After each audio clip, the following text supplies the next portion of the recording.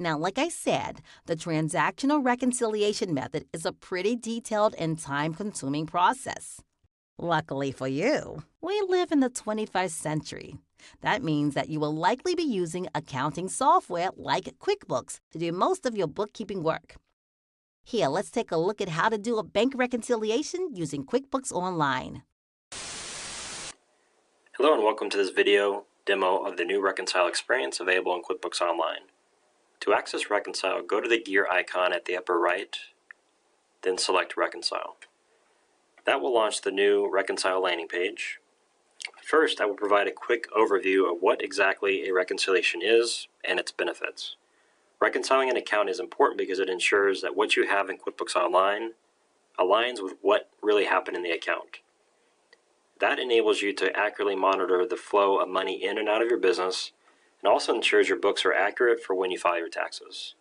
This is done by comparing the statement you receive from your bank or financial institution with what's in QuickBooks Online.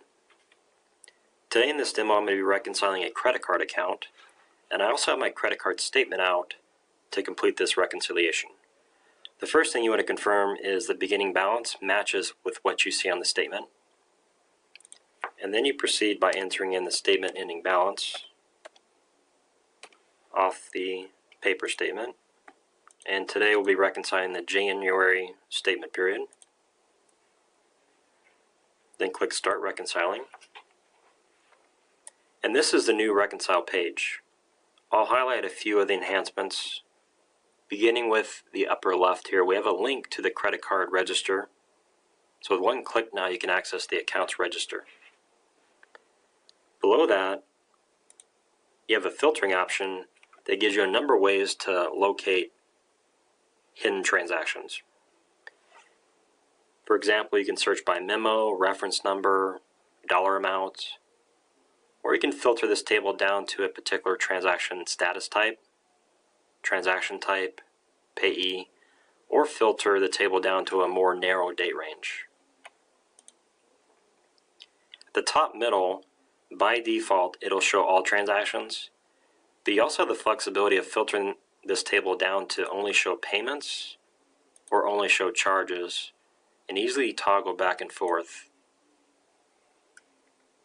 With this particular credit card account, it's connected with an online banking connection. So with that, the majority of these transactions, since they were downloaded, are already ticked. Transactions that aren't ticked were manually entered, and for whatever reason we don't have a matching transaction from the bank. And at the upper right, it'll detail how we're progressing with the reconciliation. With all these transactions ticked, we have a difference of $55. Our goal is to get this down to $0. You'll notice as you untick or tick, all these totals will change. If you're getting down to the end of the reconciliation and you're having trouble getting down to a $0 difference, a number of tools to help you get to zero. First, we do provide a total for the number of charges and total number of payments, and your bank statement will provide the same. So you'll be able to compare these totals against what you see on the statement to see what you're missing. You also have an option here where you can expand this area to have more visibility on how you're getting to this $0 difference. It'll highlight the statement ending balance, the cleared balance, etc. And you can always collapse it to view more transactions.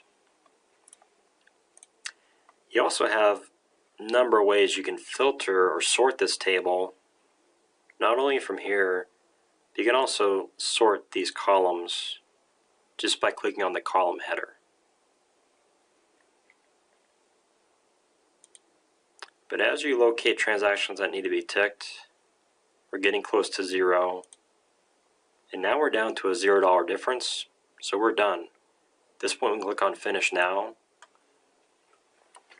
and that will provide a way to either view a reconciliation report or select Done.